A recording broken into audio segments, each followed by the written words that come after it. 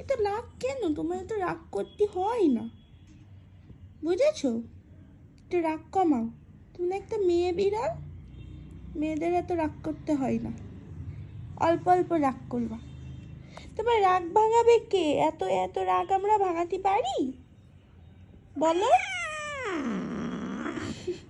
এখনো রেগে আছে না? এত রাগ আমরা ভাঙাতে পারবো না, শ্বশুর বাড়ি পাঠাই দিব। দিব? এক্ষুনি চলে যাচ্ছে, একটু পরে পাঠাই শ্বশুর বাড়ি। বর খুঁজে নেব না? এখন কই যাবা তুমি? তোমার শ্বশুর বাড়ি যাওয়ার বয়স হয়েছে?